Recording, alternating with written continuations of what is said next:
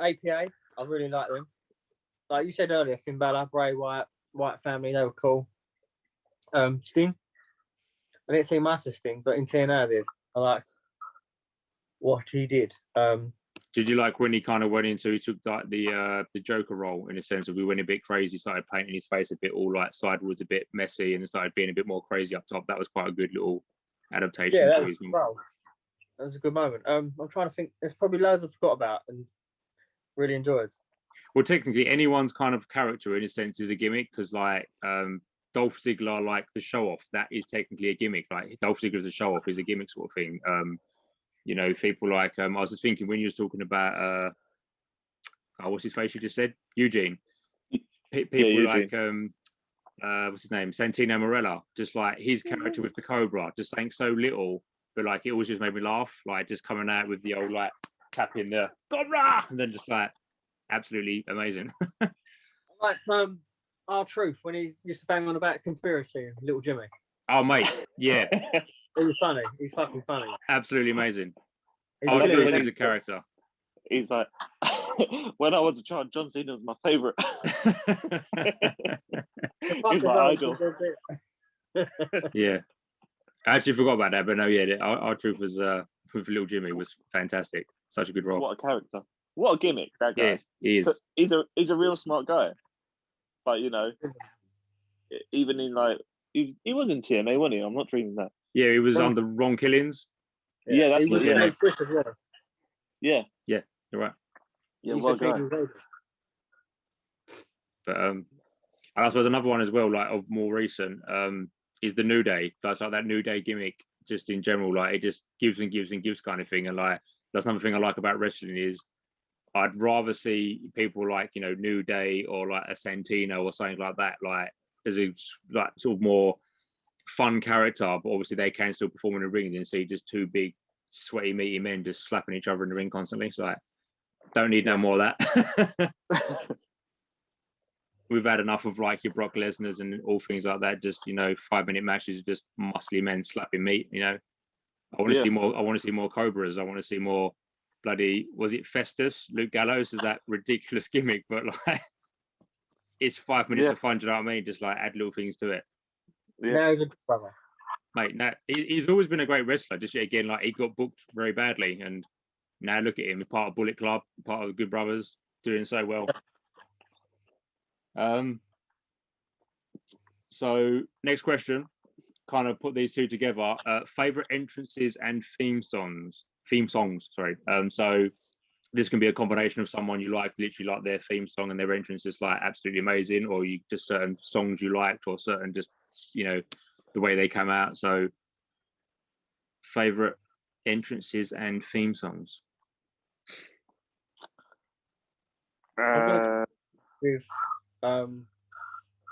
Always like Shawn Michaels' theme tune because it's a banger.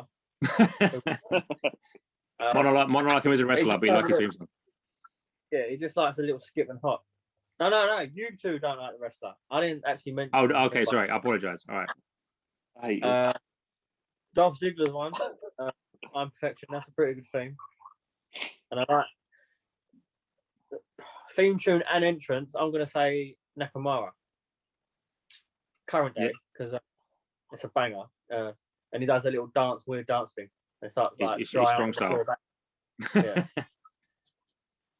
His best one was the WrestleMania a few years ago when he was against AJ. Yeah. And then they had the live band. Yeah, they had like the whole band out there as well, and then some girl shredding on a violin, and there's him like proper like spazzing out. It was great. I also like Aleister Black when he used to come out the coffin of his own. Yeah. That was special.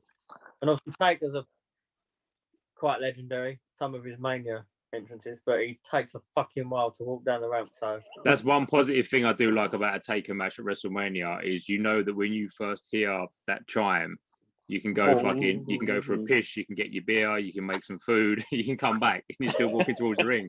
You can do anything you want. Shit, shower, shave, and you're still walking down the ring. You ain't missing anything. Yeah, Cena used to have some good entrances at Manias and stuff like that. Batista's a good song. He's I got walk that alone, invisible- Batista. Yeah, in when the that fireworks invisible- going off in the old. What about you guys? You want to go? Yeah. You know, like when Rey Mysterio was just shot up in the air, like every time he was just projected into the air. So that was a good entrance. I wasn't too keen on the music. So yeah, again with the music, yeah, I don't like Hulk Hogan, but that Real American is always a pop. It is a pumping song though, isn't it? You just hear it, it just Yeah. gets you in the mood. And then there's him with his like geriatric hips and his feather boa, and I'm like, okay, now you ruin it. But Yeah. but yeah, there's that Bret Hart's music, like that, and then there's him just charging through with a like maple leaf flag. I was like, okay, yeah, you're popping. The Bray Wyatt's like, yeah, Bray Wyatt's always like that's just different with the Fireflies and that like creepy like band as well. Like when he faced Cena, was it a WrestleMania as well? I think. Yeah. Yeah, that was pretty special. But yeah, that's like the only kind of one, except from maybe you like Finn Balor's as well. Like when like everything just goes like bright white, and then everyone's like, Yeah. He kind of Yeah. fits with the song, doesn't it? Like he comes and crawling out in the smoke and the light, and then he gets in the ring, and then as the song's hitting, everyone's just like, rah. yeah. Other than that, you know, like Eddie and his lowrider.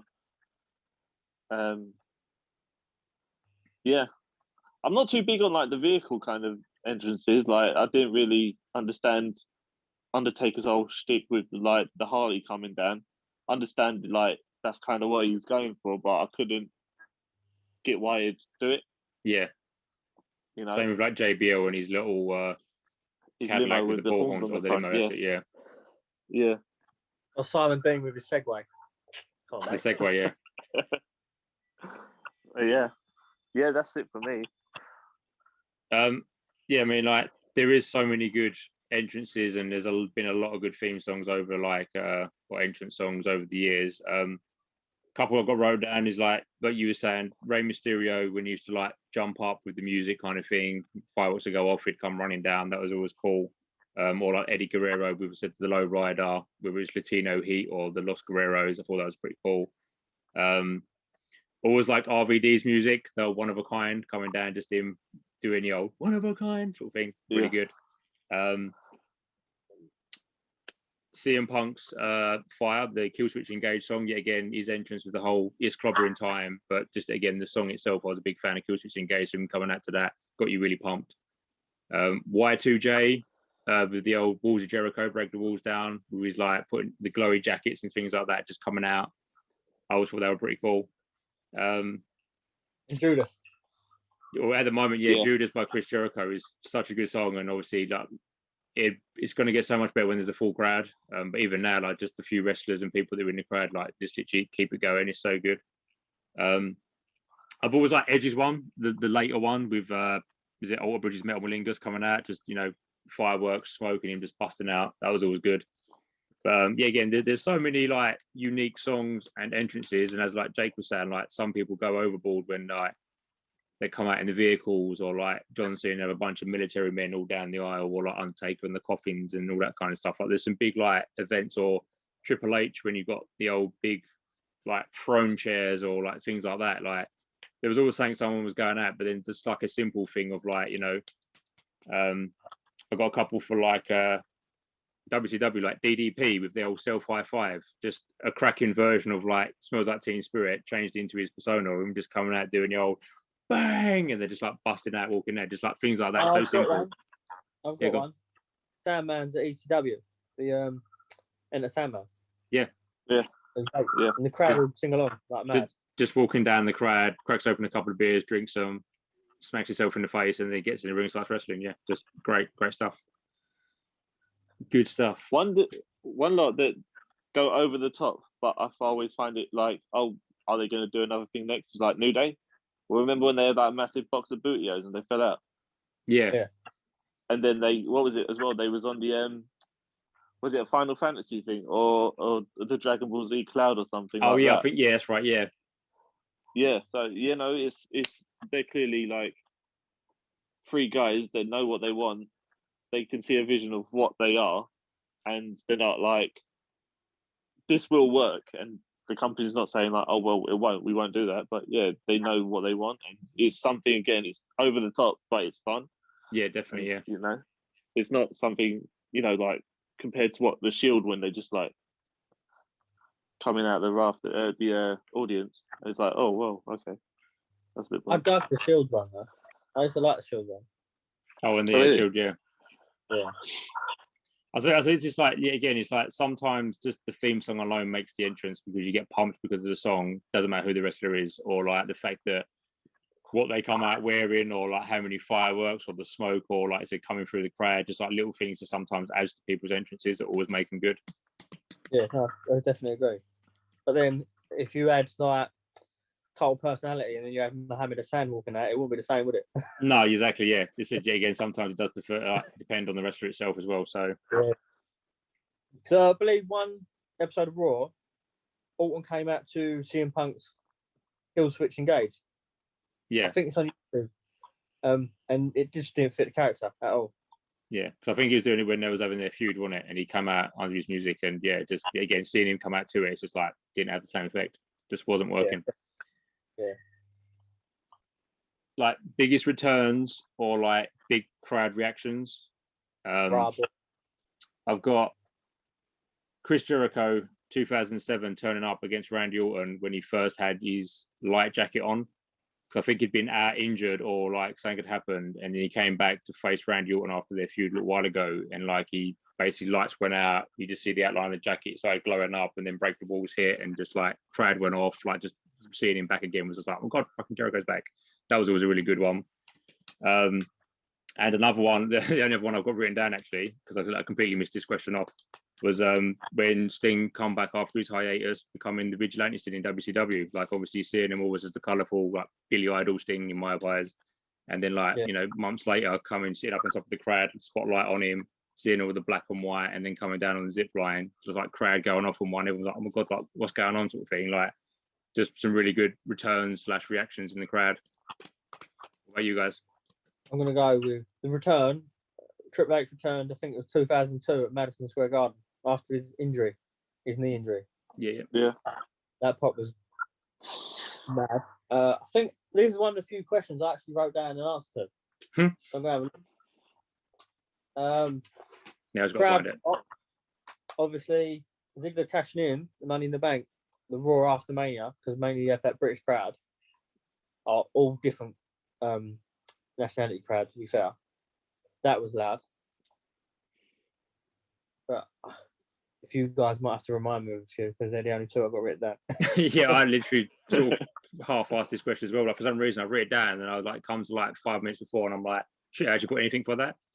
The only one I got for like crowd reactions and stuff, it wasn't so much like anything happening, but yet again, going back to CM Punk, when he's in Chicago, the Chicago crowd with CM Punk is so fucking loud and overwhelming. Like it's just amazing to hear.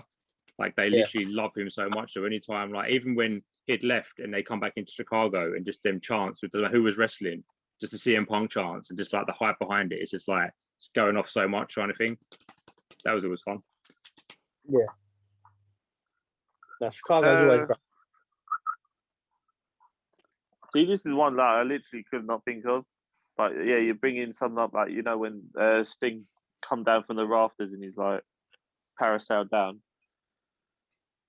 The only thing I can think of is you always see like the confirmation ones, like when Cena come back at Royal Rumble. Yeah. That was pretty big. Rey Mysterio coming back at, again, Royal Rumbles are sometimes like a pretty big thing, like Edge was a couple of years ago and stuff like that. I feel like it might all just be dependent on the times, because clearly, you might have someone come back and it's just like, oh well, they're back. Yeah, but yeah, there's not much. Yeah, not really got anything for this one. We can go on to what about like favorite factions, groups that you like, factions in the wrestling world. The Von Erichs. The Von Erichs. Only because I'm like, done some homework on them, and I was like, you know what? Yeah, they're a family clan and whatever like that, but you know, they did have a pretty like successful streak back in the day. They was always like a face of their because they moved over to WWF or what would become, but then they had their own territory as well. Yeah. Or you know, they had their own little area that they used to fight. But yeah, they were always I don't know what it is about it. Maybe it's the story behind them, maybe it's like it's a family thing, you know.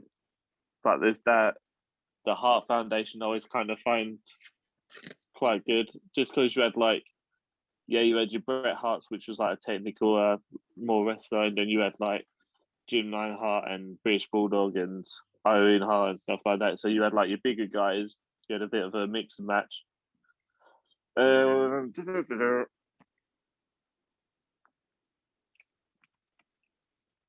Yeah, you had like your Nexus down the line. But yeah, faction wise, like I'm not really. I feel like I'm more involved with a like a tag team or something like that. I feel like if it's over like 3-4 people, Yeah.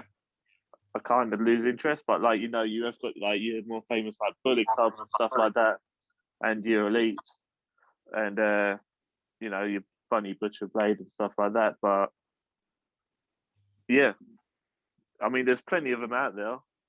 But some that I'm just not interested in. Yeah, of course, yeah. What about you, But yeah. Jake? But I think currently I'll probably go with the Undisputed Era on NXT. They've had a great run. I think DX was a favourite when I was sort of growing up. Before it went all PG though, where it was just Triple H and Shawn Michaels running around. I'm including like the New Age Outlaws as well from China. Yeah. The Shield, I like the Shield. They was like, I think I've said this before. They would book like 3 main eventers, and it's rare now where you have a faction where they're all booked to be stars. It's normally just one of them picked out to be the guy, unless you're Evolution, then it's a different matter. What about yourself? The Aces and Eights in TNA, sort of like the whole biker cult gang. Probably around the same time as well, you had the TV show like Sons of Anarchy, which is really popular. Obviously, I was really into it. I know you guys watched it as well. So just kind of seeing like that sort of biker gang club in a wrestling faction, I thought was really cool. But you had quite a lot of talented wrestlers in there. Obviously, like it was kind of led by like Anderson and Bully Ray. But then you had like Gunner and Murphy, the tag team in there. Like Gallows was in there. There was quite a few good wrestlers, and it was quite a cool little faction. Eric Young in NXT with Sanity. I really like that. Probably more so the fact because again it's Eric Young and I really like his character, like he's as a wrestler. But just his little cool faction in there was really cool. And one that probably not many people talk about and probably don't even know about, but back in WCW, Rey Mysterio and Master P and the No Limit Soldiers with the just a bunch of men dressed up in army gaff, just taking over like whatever they could.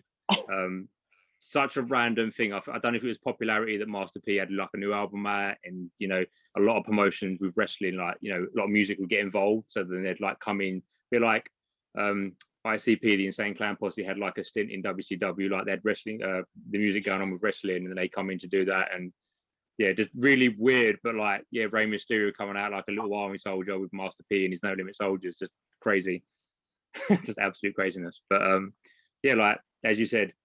Bullet Club now, the Elites, White Family, like Shield, or people like that, like some good factions.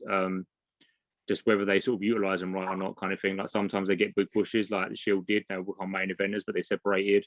And then like with the White Family, such potential, but they kind of buried it pretty quickly. And obviously they've all gone their own way and whatnot. So, but yeah, I mean, there's many more out there. Obviously, probably more to come, but. Yeah. Sometimes it can get overwhelming. What you said, that there's too many people and it can become too much of a bigger thing. Where like sometimes it's better just to have limited people, smaller groups. But there was like 20 people in NWO, weren't there? In like the end. At one That's point, crazy. I think in NWO there was almost 20, and then in the Wolfpack there was like 12, 13 of them. So yeah, it's crazy. Just got to a point where it's just like anyone who wanted to join, here's a T-shirt, throw it on. Yeah. favorite moments in general. So I've kind of put down like anything that sort of got you hyped, like surprises, anything you were shocked by, any disappointments. So a couple I've got written down. I'll take first lead on this one. Is something that kind of got disappointed by was like Undertaker's streak, sorry, losing to like Brock Lesnar a couple of years back. He had a fight with Bray Wyatt, and I would have preferred that if Bray Wyatt kind of took the mantle of having kind of been like the new Dark Man or that sort of element. I was kind of disappointed with the way that went out, kind of thing, that he kind of got buried, and then like, you know, a few years down the line, Brock Lesnar breaking the streak. That was kind of a disappointing moment. Something that I was really hyped over, yet again, I bring it up, was Sting coming back in the black and white. I mean, I keep saying it, but yet again, being sort of that teenager, being heavily into the film The Crow as well, being Sting's one of my favorite wrestlers, coming back as that, was just like, oh my God, fucking, that's amazing. Like, proper hyped over that. Some really cool moments that I liked was the Raw walkout, if you remember that, when there was like Raw done a walkout, and there was a segment at the beginning where there was Triple H, CM Punk, Sheamus, and Cena. And Triple H come out first on the mic, basically saying like, I ain't got a clue what I'm going on. CM Punk come out at the time as champion and saying, well, like, you know, we've got to do something. And then the only other two people in the building were Sheamus and Cena. So then basically Triple H asked CM Punk to go on the commentating. Obviously he would be referee, and then Cena and Sheamus would go on for a fight. But just the quirkiness of it all, kind of thing, of like Punk was like, so I'm on commentating. He's like, and Triple H was like, yeah. And he goes, can I wear your blazer? And he's like, you want my blazer? You have my blazer. He puts his blazer on, puts the headset on, and then Sheamus is like, right, so me and you, yeah, and like obviously have this fight. Like, it was just such a like, it was a surprise thing that I'd never seen before. Like, I'd never seen like a company do like in a storyline like a walkout, like, oh wait a minute, everyone's left the company, what's going to happen? And there's these four guys for like half an hour just trying to put some kind of show together. That kind of stood out. That was pretty cool. And things like you kind of referred to it earlier, like sort of like a shocking moment was when like Mankind got thrown off of the Hell in a Cell by Taker. Like, you wasn't expecting it. I think like it pushed to like, oh, that could happen, but when it actually happened, you were kind of like, oh fuck me, like that guy's just dropped like 20 foot through a table, like fucking hell, he's dead. But then, like as I said, he got up earlier. But that kind of shocked me again, like sort of being a bit younger and just surprised, like you'd never seen anything like that before. It's like, fucking hell, like he just killed a man. But obviously absolutely crazy. But then other than that, just like other hyped moments for me personally was just like anytime CM Punk was on the mic doing his pipe bombs, especially when like he was against Triple H and Stephanie, when like literally he was like, you know, mugging them off left, right, and center. Just good times, just all good times, really. What about you guys? I'll say when Jeff won the belt for the first time at Armageddon. Obviously, being a fan, as you know earlier, from his when I was younger, that was a good moment. The pipe bomb was really shocking. I actually stayed up late to watch that live, and it was like something you've never seen before, breaking the fourth wall, so they say. I'm trying to think, man. It's a tough one. The Rock returning to host Mania. It was his first return for years. And then obviously during that promo, it went over time. The crowd were great, and he called out John Cena. That was probably my favourite moments that I can think of it right at this point. Probably favourite. Seeing Rey Mysterio win Royal Rumble, you know, he still holds it for the longest time in the ring. You know, starting with number 2 with Triple H, and it's, you know, he's up against all these monsters like Triple H. I think Mark Henry shows his face. I think Randy Orton shows his face. You know, Kane's always in it, stuff like that. He's always seen as the little underdog of thing, and you know, especially at the times where it was just weeks after Eddie Guerrero's death, I feel like that kind of made the win more special for the audience and for the fans. So yeah, that one. Disappointment wise, I'm not really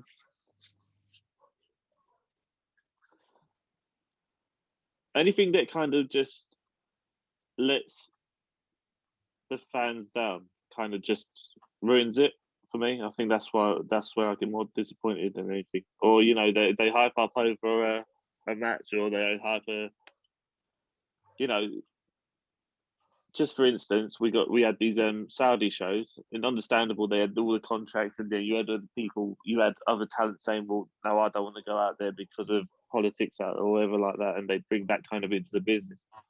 But then, that you feel like, oh well, the show is still a show. They might have like a Royal Rumble there, yeah, that's cool, but the audience there were absolutely crap. Mm. So it might not be the where they're not delivering for their fans or whatever like that, but clearly the fans weren't delivering for others. That's kind of the only kind of one that I feel like a bit let down with. Yeah, I'm sure there's a ton more, but off the top, I just can't.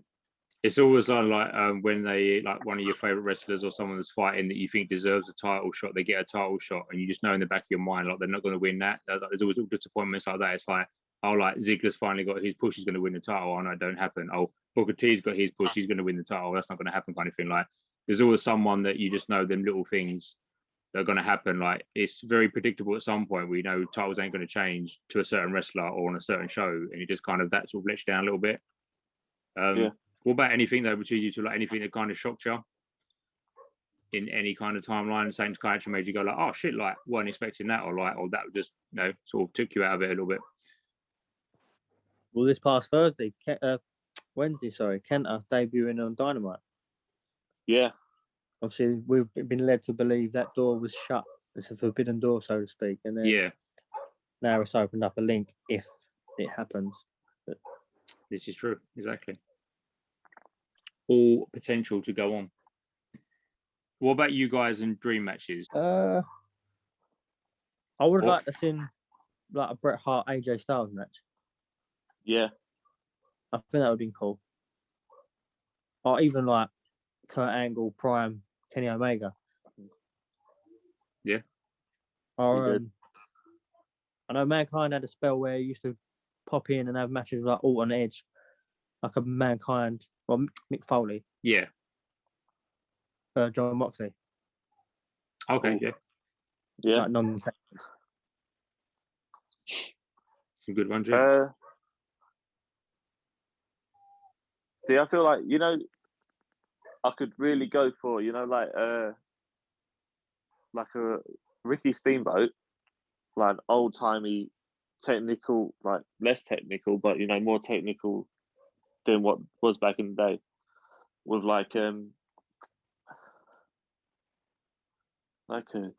maybe like a Ricochet. Okay, yeah. Anything like where I know that I'm going to see like a good show, not just like two guys swing each other against the ropes. So like, are we talking sort of like if you like take Ricochet, but then you're talking like Steamboat in his prime? Yeah. Like literally, like I said, because a dream match could be anything. It could be someone who's passed away, someone from a different company, like whatever it is. But like, yeah, you're talking like Steamboat in his prime, and then like someone like a Ricochet sort of thing, like how that would pan out kind of thing, like an old versus new style of wrestling. Yeah. I get that. Yeah. Or even like an RVD and Jimmy Snuka, both high flyers, and I'd be like, I can see where he's kind of picked something out from what he was doing back in the day. But then, Snuka still had the size to him. Yeah. But yeah. Yeah, that's some good ones. I never actually thought about it like quite that way, like sort of having kind of maybe one I did sort of thing. So like, I think one that got talked about a lot was the Sting versus Undertaker. I think that would have been like whether it's both in their prime or whether it was sort of like more modern day, like in the last 10 years or so. Like either way, I just think that would have been a good match to see more visually. Not necessarily would be like the best wrestling match ever, but I think visually just them together would have been like a really good one to hit off with. I have a couple ones I got is Eric Young and Daniel Bryan. I think they're both very talented. I don't think I've ever seen them wrestle in any other company that I know of. I mean, people can correct me if I'm wrong, but I don't think I think they've had a wrestling match. But I think they kind of very similar to a point where they could pull off a bit like Punk and Daniel Bryan before, back in Ring of Honor times. Had some really good matches. I think Eric Young and Daniel Bryan. Macho Man Randy Savage. versus Jay Lethal with his Black Machismo gimmick. Just for the banter, I just think would have been fucking amazing. Just them two in the ring, just fucking with all the ups in there. Oh yeah, I just thought it would have been such a great match to see. Yeah, again, maybe not so much. Like, I mean, they're both good wrestlers, but maybe like more visually, just for the entertainment purpose of it. And other than that, yeah, I mean, you could put anyone with anyone really, as you said, like some old timers or some new timers. I mean, there's always like wrestlers that maybe are in one company, like you were saying, like probably AJ Styles would fit a lot of other wrestlers now, you know, in having good matches with them back in the prime. Yeah, it could be endless, really, endless amount of dream matches, like someone that's very suited to someone else. Like obviously Rey Mysterio in his prime against like Ray Phoenix now, sort of thing. Like just the crazy matches they could have come up with or would have had. It's just like it's sort of endless, really. Yeah, no, I think that's some good ones. Some good stuff. Well, this is kind of like a two-part question. So it's what are you currently watching now, in like what wrestling companies you're watching now, and in these companies, what's some new up and coming wrestlers that you think, you know, are going to make it big or have a big push? So at the moment I'm literally watching a lot of everything. I'm watching AEW, I'm watching Impact. I'm kind of there's a couple of online things on YouTube that I'm kind of keeping up to date with what's going on in New Japan and Ring of Honor. I'm not watching them, but I'm just keeping up with the updates, sort of thing, because again, it's just too much to watch. Same with like WWE, NXT. Like I'm just keeping with the updates. I can't watch them all the time because I haven't got time to. But as for like up and coming wrestlers in them companies, Cesaro, I think deserves to be pushed. He's an up and comer. I mean, he's been wrestling now for a while, but I think he deserves to go a bit further.